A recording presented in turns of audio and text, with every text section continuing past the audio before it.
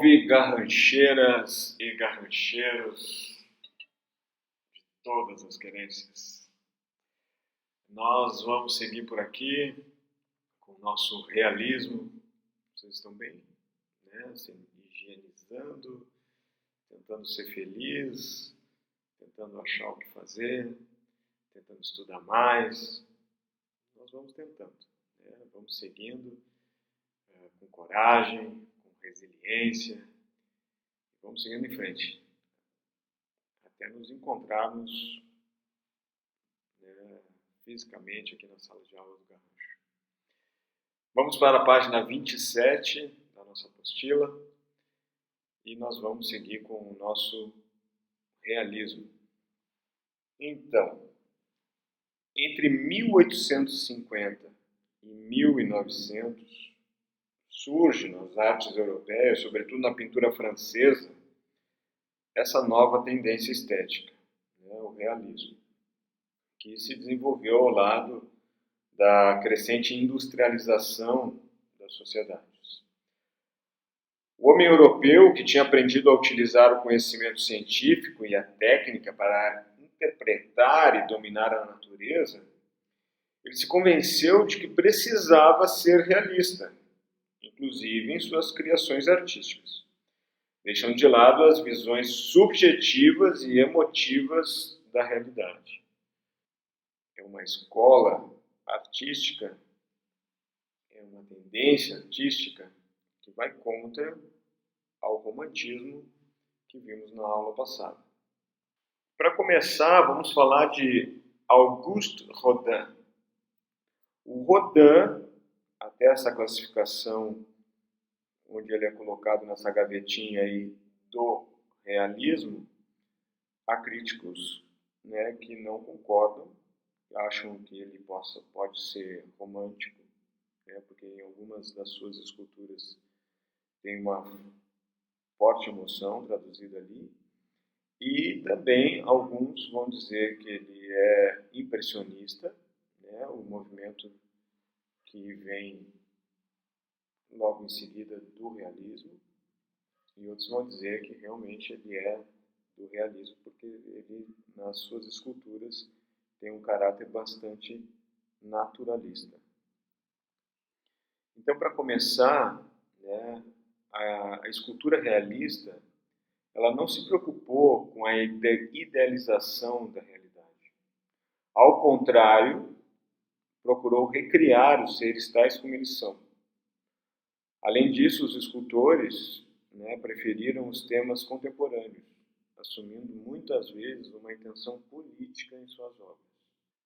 Com São João Pregando, do Rodin, ele revela essa característica fundamental, a fixação do momento significativo de um gesto humano. É isso que a gente pode ver, por exemplo, no conjunto escultórico Os Burgueses de Calais. Essa obra narra um episódio da Guerra dos 100 Anos, entre a França e a Inglaterra. O artista fixa o momento em que os 6 homens mais ricos da cidade francesa de Calais dirigem-se ao acampamento do invasor inglês, onde vão se apresentar para morrer, tentando evitar assim a destruição da cidade. A Porta do Inferno, ela retrata os principais personagens da Divina Comédia, do Dante Alighieri, e o tema foi escolhido pelo próprio Rodin. Algumas dessas figuras elas vão se tornar esculturas independentes mais à frente, como o Pensador, que retrata, que o Rodin quis ilustrar o próprio Dante Alighieri meditando sobre o seu poema épico perante a entrada do inferno. E também outras figuras como o Beijo vão se tornar esculturas independentes. Notem aqui o Pensador. E aqui nós temos o Beijo. Então, o Pensador retrata um homem nu, sentado e apoiando a cabeça em uma das mãos, enquanto a outra descansa sobre o joelho. A pose da figura leva à ideia de uma meditação profunda, ao mesmo tempo que o corpo forte do homem retratado passa a noção que ele pode tomar uma grande ação. Essa dualidade da meditação e da possível ação é marcante na escultura e faz com que o momento do pensamento seja ainda mais potente. Por isso, a escultura tem sido associada à filosofia, ao momento de reflexão que está sempre em tensão com a possibilidade da ação. Uma das principais inovações do artista francês reside nas técnicas usadas para a escultura. Ao contrário do tradicional, ele pedia seus modelos para andar pelo ateliê. Dessa forma, ele conseguia captar movimentos, mesmo sua obra sendo estática. E aqui nós temos o beijo. Existem muitas cópias das esculturas do Rodin. E uma delas está no Museu de Belas Artes de Buenos Aires. E nós estivemos lá com o Garrancho Forasteiro. E nós trouxemos para mostrar para vocês, fluir mais sobre essa obra.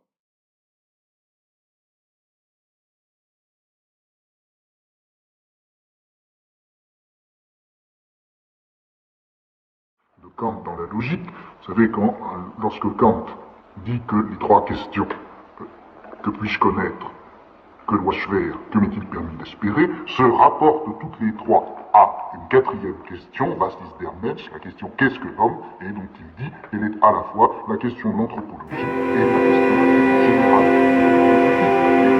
Je crois que Kant est bien, si on le fondateur découvert de cette champ.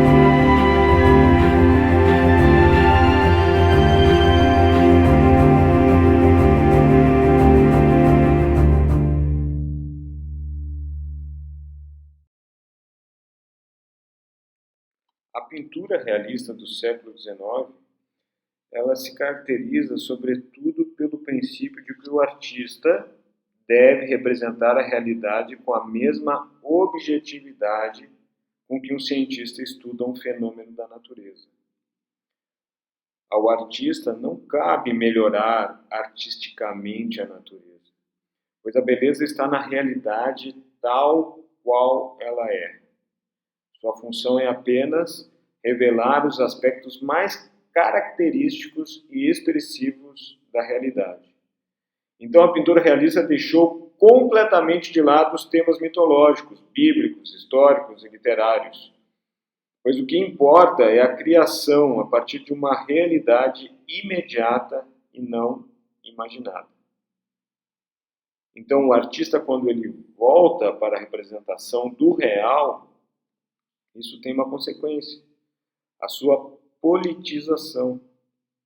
Isso porque, se a industrialização trouxe um grande desenvolvimento tecnológico, ela provocou também o surgimento de uma grande massa de trabalhadores, vivendo nas cidades em condições precárias e trabalhando em situações desumanas.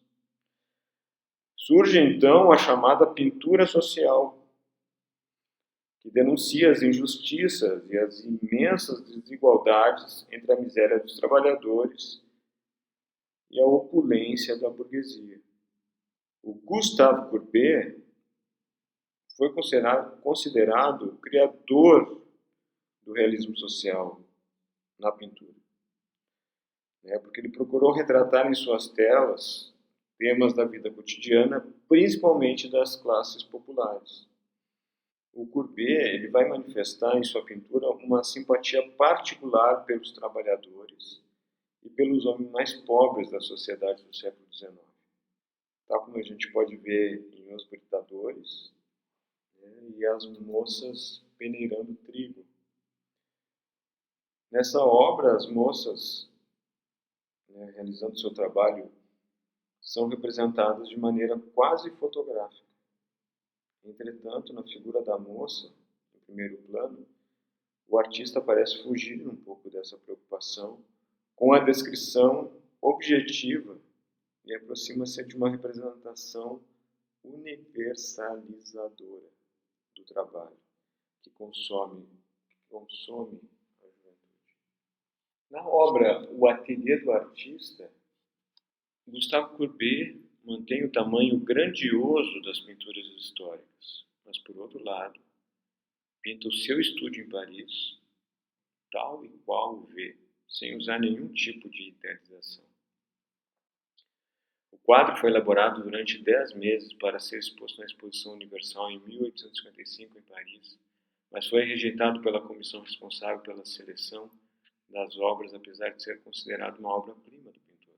A composição pode ser dividida em 3 grupos: os amigos, à direita, o artista pintando no centro e as pessoas do mundo comum, à esquerda. No centro da composição, cercado pela rotina diária, o pintor, tendo em mãos sua paleta de tintas e pincel, complementa sua enorme tela. Em torno dele encontra-se um grande número de pessoas das mais diferentes classes sociais. Não há um porquê definido de elas se encontrarem ali reunidas. Segundo o próprio pintor, as que se encontram do lado esquerdo representam o mundo comum, onde se encontram as massas, a miséria, a pobreza, a riqueza, os explorados, os exploradores, aqueles que prosperam com a morte, normalmente rejeitados pela arte. E à direita estão os meus amigos, colegas de trabalho, amantes da arte, aqueles que prosperam com a vida. Na mesa, situada à esquerda do pintor, sobre um jornal, está um crânio, lembrando a presença da morte. No grupo em que se encontram os explorados, é possível destacar a presença de um chinês, um judeu, um revolucionário, um operário, um irlandês, um padre, um comerciante de tecidos oferecendo sua mercadoria e um caçador com seus cães. Aos pés do caçador está um chapéu com uma pluma, uma capa, um violão e uma adaga. Atrás do cavalete de Courbet, vê-se um boneco articulado na pose de crucificação, usado pelos artistas tradicionais, simbolizando a arte acadêmica, rejeitada pelo pintor. Ele se parece com um santo martirizado e está fora do campo de visão do artista. Courbet pinta uma paisagem de sua terra natal, embora naquela época esse tipo de pintura não fosse bem vista pelo academicismo. Ao lado do pintor, Um garotinho ingênuo e pobre mostra-se extasiado diante da pintura. Atrás de Courbet, uma modelo despida representa a verdade nua que guia seu trabalho. Ela e a criança representam o verdadeiro ideal da arte. À direita, no grupo dos amigos, o poeta Charles Baudelaire lê um livro, recostado a uma mesa de madeira. O escritor Champfleury está assentado no meio do grupo de amigos do pintor. 2 quadros são vistos ao fundo. Na época causou escândalo junto aos puritanos da época, a presença de uma criança junto a uma mulher nua. O ateliê do artista não é somente uma das obras-primas do século XIX, mas um documento político, um testemunho da luta travada por Courbet e muitos de seus contemporâneos contra as ideias e as forças dominantes da época. Edouard Manet. O Manet pertencia a uma família rica da burguesia parisiense. Diferentemente de Courbet, seu realismo não tem intenções sociais. Ao contrário, reflete até um certo ar aristocrático. Sua carreira foi marcada por alguns desafios à crítica conservadora. E a maior dessas críticas aconteceu em 1863, quando Manet enviou para o Salão dos Artistas Franceses a tela Almoço na Relva. A obra foi recusada pelo júri do salão. Entretanto, como muitos quadros de outros artistas também não foram aceitos, os autores recorreram ao imperador Napoleão III, que determinou a montagem de uma exposição paralela ao oficial, que se chamou Salão dos Recusados. Almoço na Relva causou um grande escândalo na época por representar uma mulher nua em companhia de 2 homens elegantes vestidos. Alguns anos depois, descobriram-se as fontes de inspiração de Manet. Uma tela renascentista, o Concerto Campestre, atribuída por alguns críticos a Giorgione e por outros a Tiziano, e uma obra de Rafael, que representa um grupo de divindades clássicas.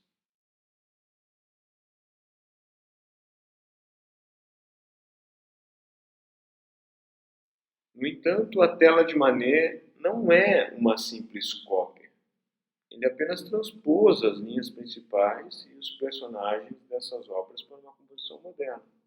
Almoço na Relva é inovador em relação às 2 anteriores. Primeiro, quanto ao clima de realidade que apresenta, pois as personagens da tela de Manet eram pessoas conhecidas da sociedade parisiense, e não seres lendários como os das obras renascentistas. Em segundo lugar, esse quadro apresenta uma composição elaborada. As 3 figuras em primeiro plano são Victorine Meron, que era a modelo preferida de Manet, Eugène Manet, que era irmão do pintor, e Ferdinand Leinhoff, escultor e amigo do pintor. Mais ao fundo está uma figura curvada saindo da água, que podemos identificar como Vênus. Mais à frente, uma natureza morta. Então, na composição Almoço na Relva, estão essas 4 personagens. Não existe nenhum contato visual entre eles. Até o Ferdinand, ele parece apontar para Victorine, mas, no entanto, disse que ele está fazendo assim com o dedo para que o passarinho possa pousar. A própria Victorine nos encara sem nenhuma inibição. O Manet também vai colocar essas figuras, assim como a Victorine, ela vai colocar elas quase sem nenhuma técnica de volume. O Courbet mais tarde vai chamar a pintura do Manet como mão de pôquer, porque as figuras são chapadas como as figuras de um baralho de cartas. E outra intenção do Manet para romper também com o academicismo é colocar essa mulher aqui que está se banhando, né, como nós vimos que pode ser a Vênus, não está colocada em perspectiva. E a gente pode notar lá no cantinho inferior esquerdo da tela um certo toque de humor, como os críticos vão dizer, quando Manet coloca esse pequeno sapo lá no cantinho da tela. E aqui é uma obra, né, feita pelo Picasso, né, uma releitura do Almoço na Relva do Manet. O grande ganhador do Salão dos Artistas naquele ano foi Alexandre Cabanel, com O Nascimento de Vênus, mostrando que a nudez, né, e aqui de forma bastante sensual, ela pode ser colocada como dentro da mitologia ou dentro de temas bíblicos, mas não em temas contemporâneos, como fez o nosso Manet. Meus queridos, muito obrigado por hoje. Falamos aqui do realismo e na sequência nós temos aquelas questões que eu já passei para vocês, da arte em geral. Volto a dizer, qualquer dúvida me chame no Messenger ou marque um plantão para a gente solucionar qualquer dúvida. Forte abraço, fiquem com Deus e nos vemos na semana que vem com impressionismo.